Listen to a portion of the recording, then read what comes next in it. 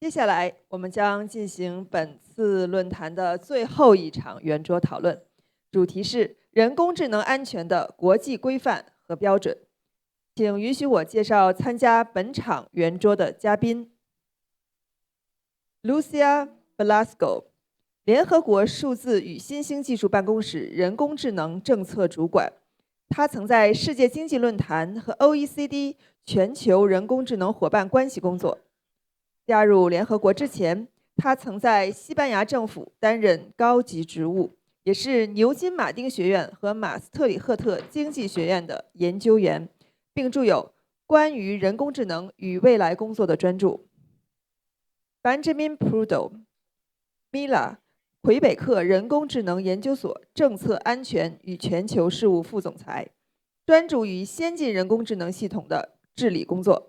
他与尤舒亚·班周教授紧密合作，参与国际人工智能政策制定，并参与先进人工智能安全科学报告撰写。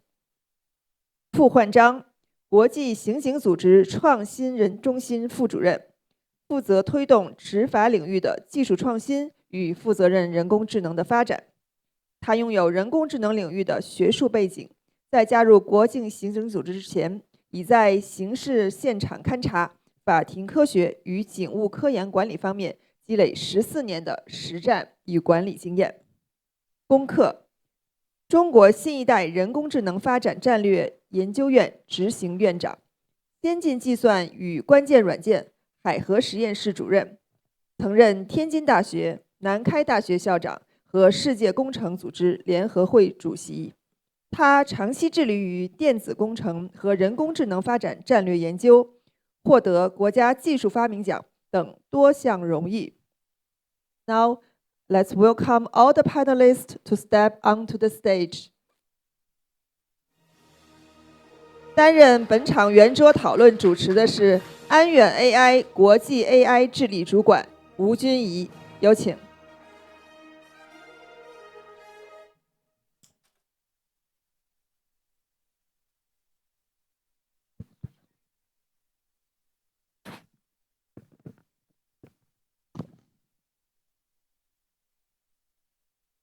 Thank you so much, dear panelists. Well, we're getting ready. Perhaps, Lucia, I can start off with you. So the UN is advancing inclusive initiatives like the Global Digital Compact and the planned International Scientific Panel on AI. Amandeep also talked about these earlier, and we're glad to learn more about them today. At the same time, in your writing, you have also provided recommendations for the AI Summit Series as a distinct and agile forum to address extreme risks specifically. How do you see these two tracks, the state-led, fast-moving Summit Series and the broad, inclusive UN process, complementing each other to build effective international norms on AI safety? Yeah, thank you. Good afternoon. I realized that we are the last panel before the food and the drinks, so we'll try to make it at least agile. And it's very difficult to talk after your boss has spoken, so I'll try to come up with new ideas. The main difference that we can see with what we're trying to create at the UN and what I referred in this other paper is the content that they would be discussing. And at the UN, you know, after 2 years of negotiations, 193 countries agreed to have a global dialogue on AI governance. And we're still, after another year, negotiating how that dialogue will be. So we can expect that when it is created to discuss broad issues, not extremely technical, not extremely specific, and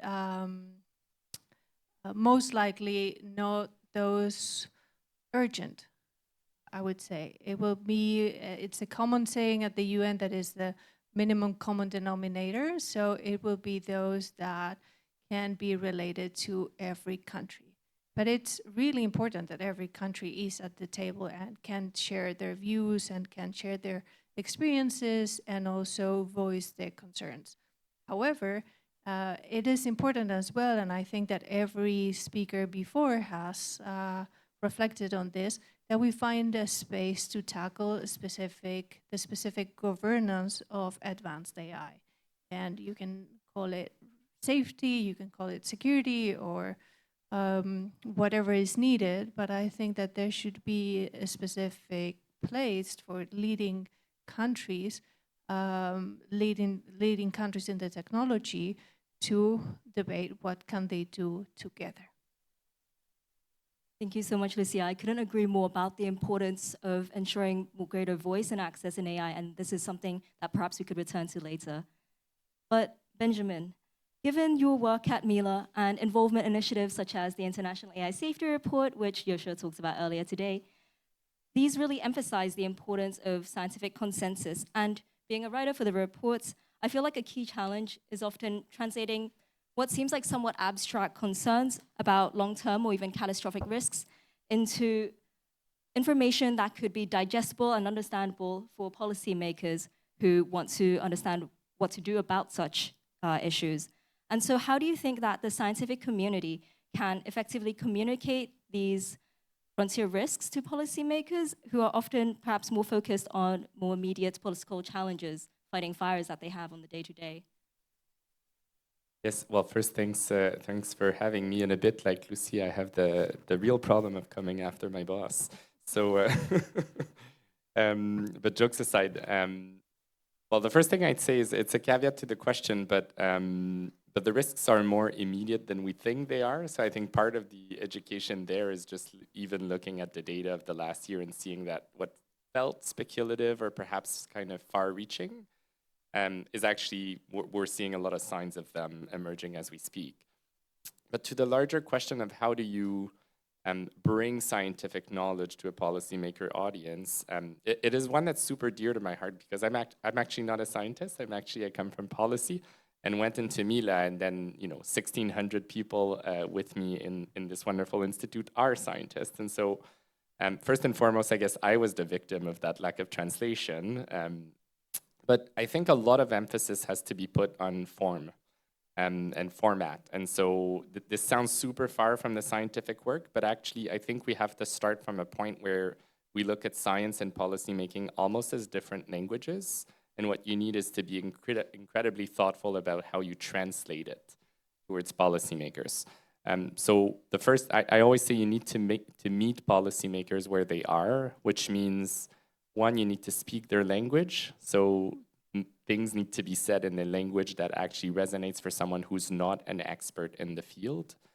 The second one is you need to disseminate the knowledge. So I appreciate reports, but you need to go to policymakers and really kind of meet them in their office and meet them in their work. They're not going to have the time to read every report that you put on the shelf. So don't take for granted that what you've written has been read. The third piece is really, I called it be humble and listen to their concerns. But I think one of the things that we can tend to do as academics is have a deep knowledge of the field and then go straight to like the one granular question that that keeps us up at night. But policymakers have a super large portfolios, and you need to really kind of meet them where they are. And then we were at a meeting recently, Lucia, and she very nicely reminded me that I was not taking them enough by the hand in a way. Like I was getting right to the conclusion, but you need to explain, again, in accessible language, why it is that you should even be concerned about this and asking yourself the question. And the last piece is be inclusive, both in authors, so who are you asking to write the scientific or the papers, but also in process. So for example, in the International AI Safety Report, we have 30 countries, the UN, the OECD. We have a whole consultation process in place, and that matters, A, because you want to know what they care about, but B, because you want them to feel like they have skin in the game. They are part of this process, and it is responsive, to what they need and what their concerns are. Thank you so much, Benjamin. Indeed, as Soren, who is in the audience for one of the lead writers of the International AI Safety Report, keeps drilling into me as a writer, is that imagine you're writing for a policymaker who's had a 12-hour day of meetings and is in the Uber, and it's 12 a.m. at night. They're already super tired.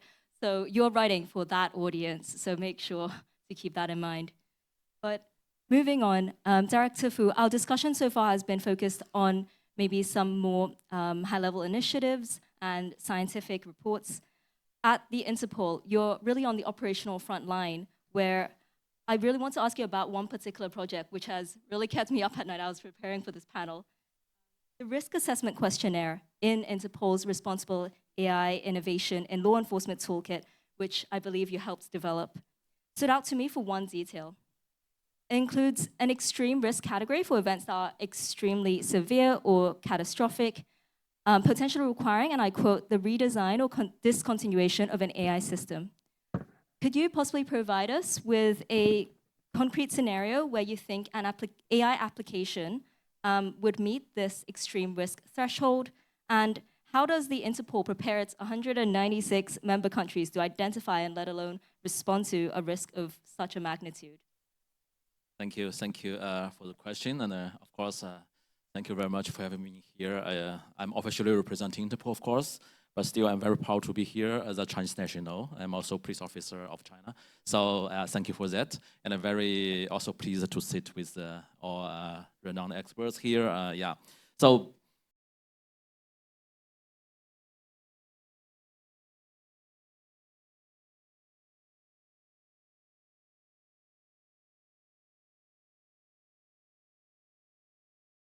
In the field of responsible AI for law enforcement, developed with law enforcement, but also with all other stakeholders and for law enforcement.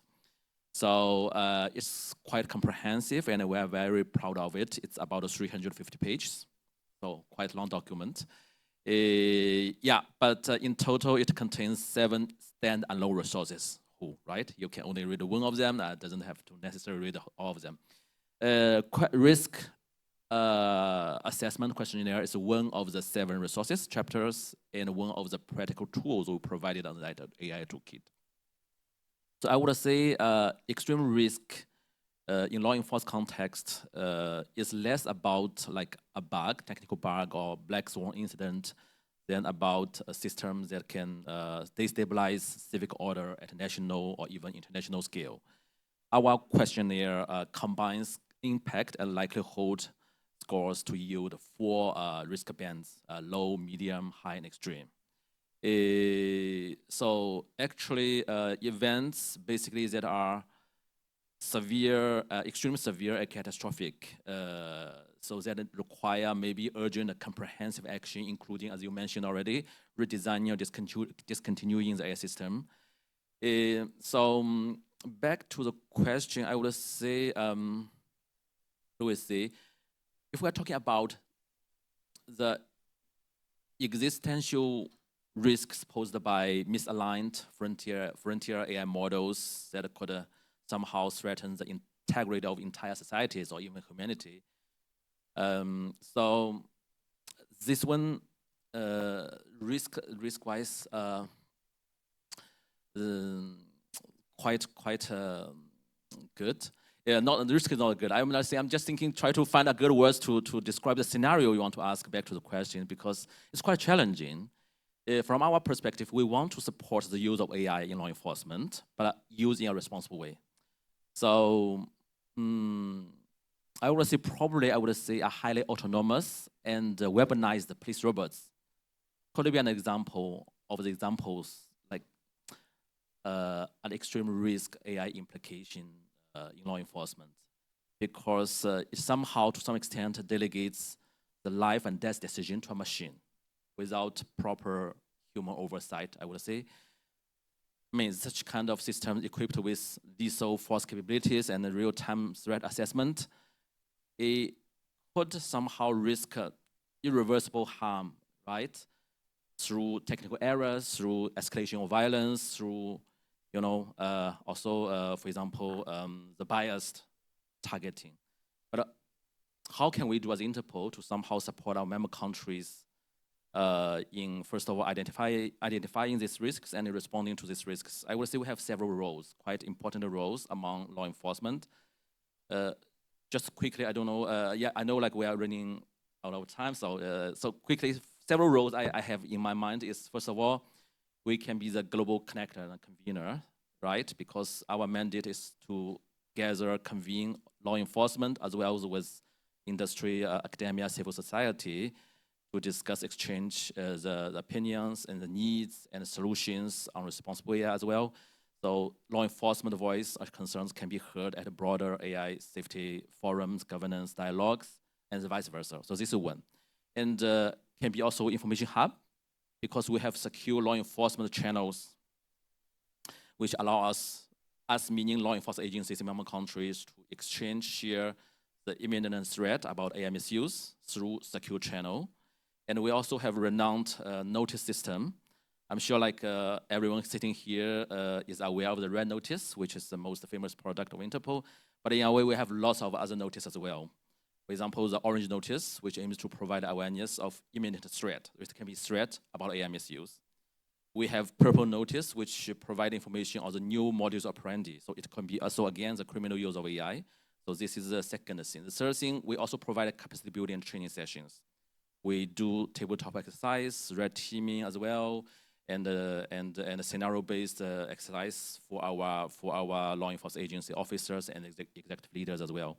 So last one I would say is also most important thing, we can try to convene all the stakeholders to set a global standard for law enforcement.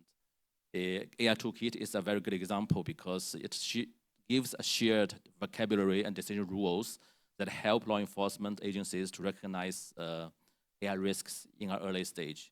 So we hope we can continue playing these roles, try to collectively mitigate the risk raised by AI misuse. Yeah, hope to answer the question a little bit. Thank you so much. That was incredibly comprehensive context. Thank you, Dr. Fu. Professor Gong, I'd like to bring in your perspective now. You've described AI as a new quality productive force and have powerfully advocated for a development-oriented approach to governance. At the same time, you also have cautioned that we must drive and not rely on AI, and that all of its outputs require human-led, factual, logical, and ethical checks. How do you think we can design international norms that both foster this powerful engine for economic development while also embedding the robust human oversight and deliberative thinking that you argue is essential for safety? Could you elaborate on that a little bit, please? Actually, I think it is very, very important for the users of AI. They are the ordinary people. Nowadays, the kids, the elder people also use AI. But I think I want to echo the previous speaker from Alibaba. I think the very big danger is the people, the user, trust the AI tool 100%, completely, and they give up their oversight, give up their control. So we have to realize that AI will make these mistakes. Just like a human being could not completely avoid by errors. AI also bound by mistakes. So we need to have the capability to examine the contents produced by AI from the factual, logical, ethical, scientific perspectives. And that is a fundamental capability of a citizen in the era of artificial intelligence, in the era of digital. So I think in the Digital Compact, Global GDC, the digital literacy is mentioned. I think that's capability to examine AI-produced content should be included as a digital literature and should be embedded this part into the school education curriculum and to enhance the capability of ordinary people to check the AI produced. So for that, I think I will call United Nations to promote the global education system to strengthen their education on AI literature, to give people the capability to handle the risk brought by AI potentially. And I'm sure my colleagues from UNESCO will do Yes. that. Yeah, I know that. I work with them together. This is a perfect segue to the next question I was going to ask Lucia. So we've heard about the role of the international scientific reports. Director Fu highlighted quite a practical toolkit from Interpol. And of course, Professor Gong has now pointed to the importance of broad public education, I believe, on digital literacy. So Lucia, a recurring theme in your work is ensuring voice and access on AI for the global AI majority. And can you talk a little bit about how the UN, or how you think we could generally help ensure that the kinds of scientific findings and the technical works that we've just discussed are not only accessible to developing countries, but also can be meaningfully shaped by them? Yeah, it's a very good question, and I've always been interested in, throughout my 20 years of career, in how to create institutions and what is the role of institutions and how effective institutions work. So what was needed at the United Nations were the foundations to actually create a plan for the future and to have the institution fit for purpose in this AI era. And those basic foundations, those minimum irreducible layers that we need and that countries have agreed on are creating an international independent scientific panel on AI, as the Undersecretary General previously mentioned. The purpose of this panel will be to create a global approach and a global assessment to the technology and to many of its impacts, and also the opportunities of future research directions, but it will be global. And I think that with the AI safety report, we have an amazing learning process on how scientists can come together from different countries, from different backgrounds, to create something that, you know, reflects the technological developments. So if we are able to grow those 30 countries to 193, we will make sure that everyone is represented and that the readings or the assessments that we make about the technology are not misled by, you know, some of the leading actors. And I think that we have a very good example with when half of the world was surprised with the advent of DeepSeek, because here you probably were not. And that is a clear sign of the disconnect that exists between parts of the world and the scientific community. So I and the policymakers, obviously. So I believe it would be extremely important to create these mechanisms to first have a common understanding, the same understanding of concepts, because nowadays there are being regulations created that name things differently. So it would be so important to have a common taxonomy, a global repository of AI risks, a global repository of national AI strategies. And global means 193. It doesn't mean anything less. So the rest, it's international. We can go up to 196. But you know, that's to me a very important point. And then that everyone has a seat at the table and is able to, again, express their concerns, their choices, and their views on how we are starting to see an evolution of the right to development. And it's becoming more and more clear that AI is a matter of sovereignty, and we will maybe have a right to AI development in the future. So it will be important that every country is able to express their own understanding of the technological direction. Thank you, Lucia. Well, turning to you, Benjamin, I'd like to ask you to maybe talk a little bit more about how to foster this greater scientific understanding for, well, all the countries involved. I think that is no easy task. And obviously, your work contributes to creating common scientific understanding of AI risk.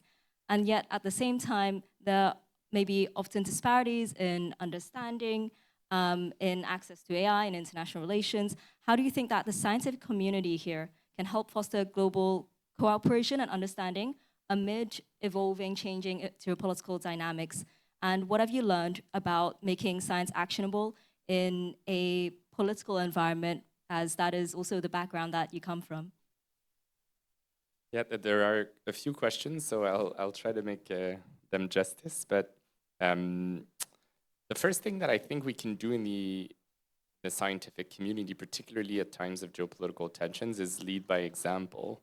And what I mean by that is create the spaces and really the commitment to ask difficult questions. So if we cannot even ask those questions at the scientific level between a few, really we're not talking jurisdictions, but individuals from jurisdictions, then I don't know how we can expect our policymakers to be able to do that in bigger environments. So there's a piece specifically in AI that could mean track 2 dialogues. There's different ways to do that, but I think we need to accept engaging in dialogues, even if they're scientific. They might be uncomfortable. We might arrive at them from really different value standpoint, but we need to go there and have the courage to do that. The second piece that I'd say is, and really it's more of a challenge than an answer, but already at the level of the International AI Scientific Report on the Safety of Advanced AI, we had quote unquote only 30 countries and a few international organizations. And the challenge there is that in certain other domains, you have the luxury of years. In AI, you don't. Something, you know, there's a far more inclusive process that could have been built, but perhaps would have come out every 5 years. And let's all remember that 5 years ago, ChatGPT didn't exist. And so really the pace at which we need to come up with those scientific assessments is far greater. So I don't have the wisdom of having built a global process, but the wisdom that I have is we need to be focusing on exactly that, right? What is the fit for purpose kind of initiative? How do you structure that dialogue? So to be very, very thoughtful about how to create agility, despite kind of going up, if you will, in the numbers of countries or the number of scientists that are involved. And the third piece that I'd say is to make it as concrete as possible for it to be actionable. So it goes back to my earlier point about the accessibility of language. But it's not only that, it's really kind of using use cases, images. Like, we tend to forget that some of the scientific knowledge that we have is just so far from some of the questions that policymakers have to tackle. And so trying to meet them there, I think trying to be as explicit, as concrete as possible in the scientific assessments is one of the ways in which we can make it most actionable. But if I had to like pick one piece, I would really say lead by example. Like we really have to start having more American and US and other countries like direct collaborations in scientific papers. If we can't do that, we can't expect the UN to elevate it at the diplomatic level. Like we have to start there. So thank you. Maybe Director Fu, in response to this discussion, from your position at Interpol, what do you think is the single biggest gap in international coordination when it comes to preventing a severe or even catastrophic incident relating to AI? Do you think maybe it's a lack of shared intelligence or technical expertise or agreed upon protocol, or as it seems like Lucia and Benjamin are alluding to here as well, shared vocabulary about what to do if a dangerous AI model gets stolen or starts to escape human control? And where do you think we should be focusing our most immediate efforts? Thank you for the question. Great question, but also, again, very challenging as a first one, because it's always challenging to tick the box only one, right? One single. So, yeah. Back to the...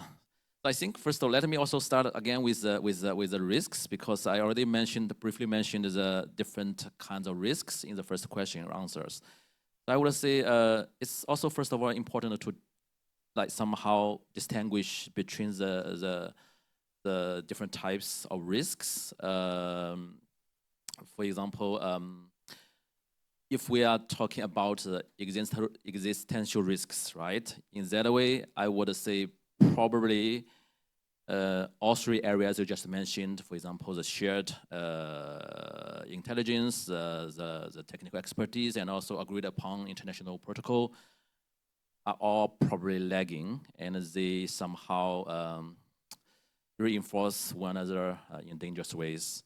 So if I had to, was forced to select the single biggest gap, I would probably go for the lack of an internationally agreed upon protocol for what to do if a high-risk AI system is misused or escapes like meaningful human oversight. The reason for that is from Interpol or International Police Organization perspective. Even if the intelligence is shared, that's what I was doing currently, and I will continue doing so as well. And the technical experts are available without a pre-agreed protocol, right? Escalation paths clearly laying out who do what, like who leads the process, who alerts whom, and what threshold trigger the joint response. Time is lost. Time will be the key because time will be probably everything in all the cases. Many catastrophic AI incidents will not unfold over weeks or months. They will escalate in minutes, hours. So a super smart AI, misaligned super AI, smart AI causing physical harm that probably require a very efficient, fast responses like cross-border mitigation, the legal action, the shutdown action, right? And also maybe the communication with the public. All this should be done in a very efficient way. So better, faster than later, than slow. So this is but so I think what's needed is more a broader international crisis protocol for AI misuse. Clearly stating the role of different actors, including our law enforcement, of course, but also regulators, developers, civil society, and everyone. So this is the ideal scenario. So, but if we talk about the other category of risk, so like extreme risk level relevant for law enforcement, I think the picture shifts. In this context, I would say the most critical gaps are technical expertise and legal uncertainty, especially in areas like cross-border AI evidence handling, the oversight of semi-autonomous tools, and even defining the liability when AI systems cause harm. So we, Interpol, of course, will definitely continue playing a role to ensure that the intelligence about the AI misuse will be shared in a timely manner across all our 196 member countries. Yes, but again, let's be very honest. I think, how do we say, monitoring or mitigating the frontal AI models, safety, misuse threats is still somehow outside the current mandate of most law enforcement systems. So that's why international preparedness will be the key, should be built now, rather sooner than later. Yeah, thank you. Thank you so much, Dr. Fu. Maybe with Professor Gong, we could turn to you, where we've talked about maybe the potential differences in vocabularies and values and the understanding of safety between different countries and different communities.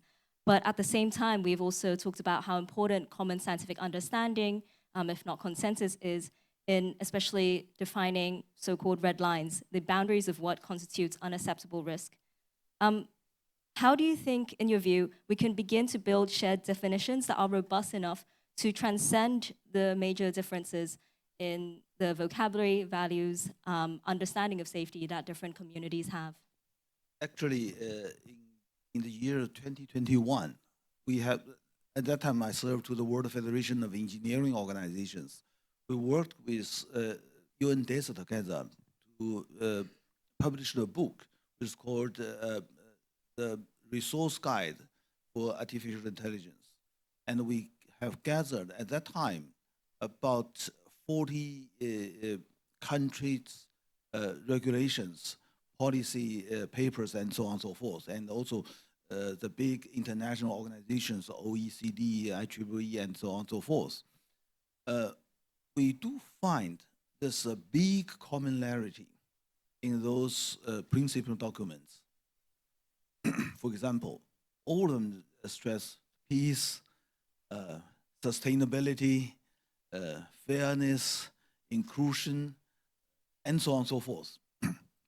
So I think it is important to have an international platform to bring multiple stakeholders together to have a broad and ever in-depth dialogue. So I know UN is going to convene a global dialogue on AI governance. I think it is absolutely necessary.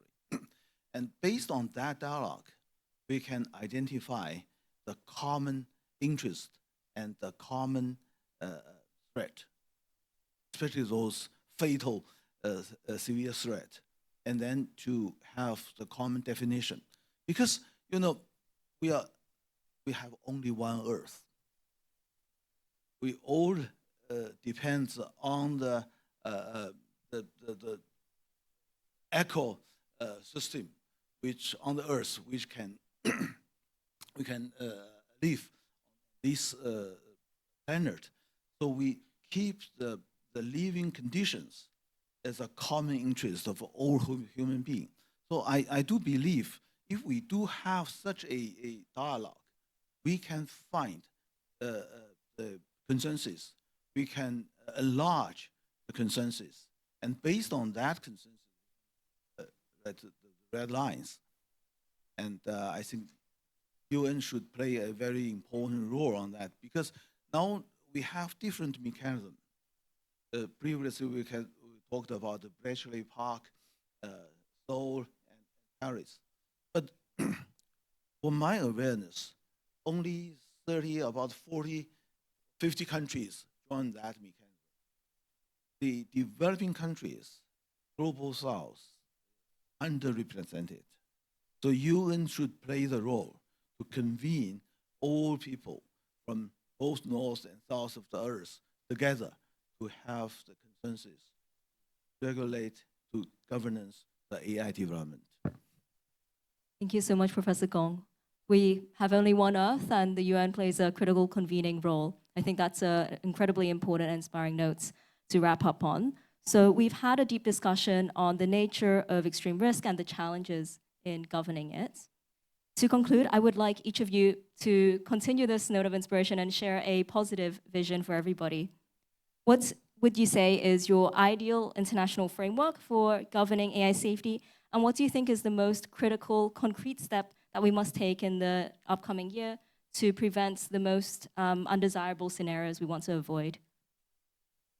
Well, to me, just to reiterate how important it is to create an international independent scientific panel where the leading scientists of the world can agree and consensuate how to move forward and assess where the technology is going, making the policymakers of the whole world aware of the current situation.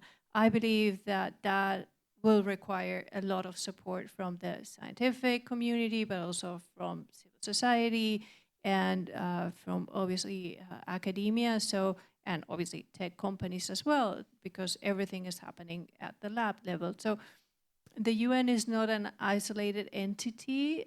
It draws on the work of all of you, and it's, I would invite you to push your thinking globally and help us design these future mechanisms and what would they be working on.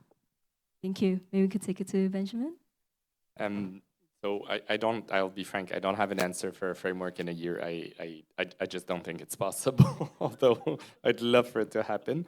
But the three things that I would be delighted to see in the coming year, the first one is it's inclusion. And in the next year, I'd love to see more people bringing in women and diversity in the conversation. Safety is, like, frankly, a male-only place.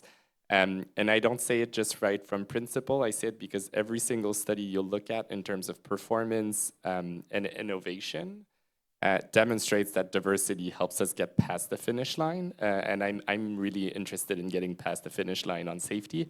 And so we need to get more people and more diverse rooms. The second piece is I think we need to do the groundwork, and Robert Traeger did a fantastic report on this, but on verification technology. So unless we start building trust, and that's going to mean being able to verify what the countries are doing, I don't think it's good.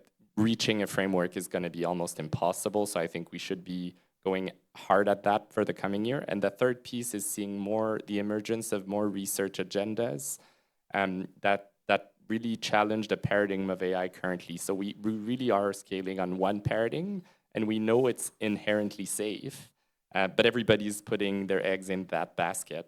I would love to see a few ambitious agendas trying to really come up with new paradigms. Okay, I just have follow. Thank you. Yeah, I agree with you in a way, like it's very challenging, right? But we should still have dreams when we go ahead. So ideally, I would say is ideal vision from like international organization, again, police organization, Interpol's perspective. I would say we do hope like we can establish a truly global, multi-sectoral early warning and response framework. A framework that integrates law enforcement, national regulators, again, AI developers, civil society, and even security actors into a common structure for identifying, escalating, and mitigating the high-risk AI behaviors before they spiral out of the control. So that's ideal. So crucially, this framework should like go beyond the technical standards and audits, and it should include the people who are on the front lines, like us, right? Before things start to go wrong. So that means like we should bring in law enforcement into the conversation on frontier AI model or model safety. Actually, I feel like law enforcement, we are not building foundation models, but we are working on the front line. We are probably the ones who encounter the early signals about something's wrong or something's off. Like if we are properly equipped and informed, so we can serve a global network of eyes and ears on the ground and flagging the early indicators and new emerging threats of AI and new crimes, right? So that's our role. Another issue I would mention, like we would like to, we hope to take a concrete step to somehow establish an international AI incident reporting system, because we are still thinking now it's not there yet, we don't have it, but which is quite important for our way forward. I would also like to mention OECD already did a great job. Like they provided a good example, and they just published this year, if I'm not wrong, an AI incident reporting framework. Yeah, it's a very good example of how to report AI incident. So we just, I think for law enforcement, we should do something similar in this field, ideally. Yeah. Yeah. Last sentence from my side, I will say, fully agree again with Lucia about international collaboration, especially under UN's umbrella, to convene everyone. Actually, the AI tool can I use as a base document for my session sharing today. It's also a collaboration with UN Institute, UNICRI. So yeah, again, thank you for everyone for the last question. Instead to answer your question directly, which I couldn't, I would take this opportunity to stress, re-stress the importance of people, because AI is a powerful tool created by people, used by people, and people should build the risk conscious in its mind, and to raise their capability to control the AI. So I think it is very important, as UNESCO motto, to build AI safety in the mindset of people. Thank you. Thank you so much, Professor Gong, and thank you so much to all of our panelists for being here today. I think that concludes our final panel of the day. And with that, could we please give our panelists a warm round of applause for their contributions? 感谢各位嘉宾的精彩分享。